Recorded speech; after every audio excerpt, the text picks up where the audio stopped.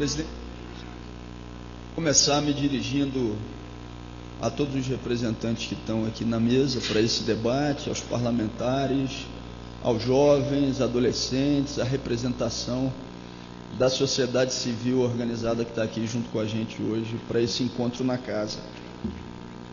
Poderia até parecer irônico que no dia de hoje o Parlamento brasileiro trata de celebrar o aniversário do ECA. E eu digo irônico porque até quando se discute o ECA, na atual conjuntura, essa discussão normalmente se faz de maneira rebaixada. Não se faz discutindo garantia de direitos. Se faz normalmente na discussão do sistema de internação, da ampliação ou seja, como uma alternativa exclusiva à redução da maioridade penal. Agora, uma discussão séria sobre aquilo que não se conseguiu realizar pelo conjunto dos poderes da República em relação ao Estatuto da Criança e do Adolescente, muito pouco tem se discutido. E aí, meus amigos, eu quero dialogar aqui com o deputado Mauro Pereira de maneira tranquila, ponderada e responsável. A nossa dificuldade e o nosso problema não é com delegado, não é com policial militar, não é com policial civil, não. A nossa dificuldade e o nosso problema é exatamente com aquelas lideranças políticas que fazem da guerra a sua sobrevivência e sustentação. Essa é a nossa dificuldade. É daquele que precisa da guerra para se sustentar e para concentrar em si poder. E não tem sido poucos os discursos nessa casa e a atuação política que tem exatamente verbalizado e ampliado essa dinâmica. E aí, presidente, eu quero dialogar com uma matéria, na verdade uma notinha, que saiu no final de semana, imagino que muitos de vocês tenham a oportunidade de ter visto, sobre os desdobramentos possíveis da CPI do sistema carcerário. Eu imaginava, num primeiro momento, que sim, o objetivo de todos seria a diminuição dos índices de violência. E pelo interesse de todos ser a diminuição dos índices de violência, quando os argumentos racionais se colocassem, a demonstração de que a redução da maioridade penal não é a solução seria clara. Mas hoje eu já tenho dúvida se o interesse de todos é de fato a redução dos índices de violência.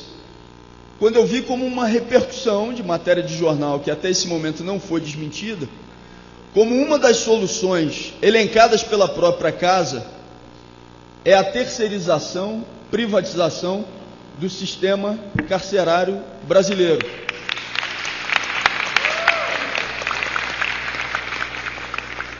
E quando esse ponto é colocado como uma possibilidade concreta, se vê que não há um interesse da parte de todos na diminuição dos índices de violência, mas sim um interesse, mais uma vez, em fazer do ser humano uma mercadoria que possa ocasionar lucros e, ocasionando lucros, mais uma vez, concentração de poder. O que aconteceu nessa casa na última semana não é banal. A gente tem sim que tratar com firmeza, com ponderação, mas sem fugir desse debate. E não é natural, porque a gente viu uma escalada autoritária de concentração de poder, numa votação repetida, mostrando que o parlamento, em determinados momentos, está vivendo um jogo de cartas marcadas, onde o contraditório não se estabelece da maneira que deveria. O deputado Chico Alencar aqui teve a oportunidade de demonstrar claramente, e muitas das falas que eu tive a oportunidade de observar, que quando esse diálogo se estabelece de maneira racional, se vê que a garantia de direitos não é algo que o Estado e a sociedade brasileira tenha conseguido garantir a contento. Para concluir, presidente,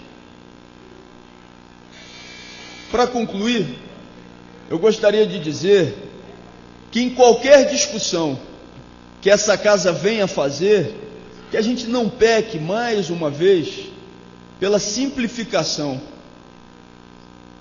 pela colocação do ser humano única e exclusivamente como uma mercadoria que pode dar lucro para outros seres humanos.